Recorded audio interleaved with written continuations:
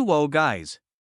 Today I will be discussing a Good Omens Season 2 theory that I myself have crafted and thought about these past days. I do however warn you that within this video there's going to be spoilers for the second season of Good Omens. Anyways, let's get straight into this very real and very convincing theory. First off, I'm going to explain what this theory is, and then I'm going to present very solid and real proofs that have led me to believe that this theory is worth sharing.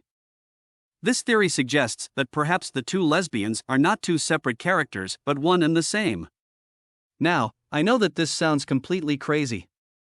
However, I believe that by the end of this video you'll be able to understand this theory and why I felt the need to share it. So this theory basically bases itself off of the fact that since Crowley and Aziraphale got a divorce, that proves that in the Good Omens universe love is canonically dead, because as we all know Crowley and Aziraphale invented love, as we can see in the first episode of the first season of Good Omens. However, even after Aripiprazole and Crowley have broken up, we can see that the coffee shop has not exploded, and so it would be reasonable to assume that neither have Nina nor Maggie, which is what happened to every single person that was in love the moment Aziraphale said, "I forgive you." Now, there is only one conclusion that can be drawn from this, which is that Maggie and Nina are not in love. So, what would this mean for us? What does Maggie and Nina not being in love have to do with them being the same person? Well, you see, everyone knows you cannot be in love with yourself, so then, Maggie and Nina not being in love would make sense, and not only that, but it would be the only logical explanation to them not exploding the moment Arizona broke Crowley's heart. By this point in the video, I'm sure you're violently crying and throwing up in the ground because I reminded you that a serious affair and Crowley are no longer married, but just hear me out. What do Maggie/Nina have to win out of this? Why would they go out of their way to pretend they're two people when they're really just one? Well, this is where it gets interesting. You see, it was their fault Crowley professed his undying love to Aziraphale, and therefore it was also their fault they divorced.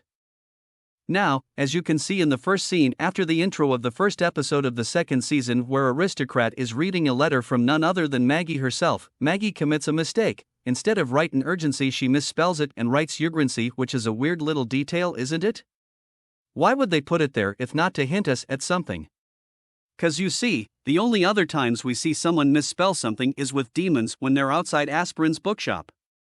So it would only make sense that the little misspelling detail would hint at Maggie/Nina being a demon that was sent from hell to ensure that assertive male and Crowley weren't up to anything that could affect hell and ultimately sabotage them and make them break up if they did. That's why when they saw that they were hiding Gabriel, they started their plan to destroy the couple and therefore, love itself. With the promise of a promotion being their only incentive to destroy the life of Crowley, astrophysicists, and every queer that watched Good Omens, Maggie/Nina then went on to put drugs in the coffee that Mettaton gave astigmatism, which made him act way too silly in the end of episode 6. But anyways, that's my personal theory. I hope you enjoyed this video and I hope you divulge it as well as the theory itself. Thanks for watching.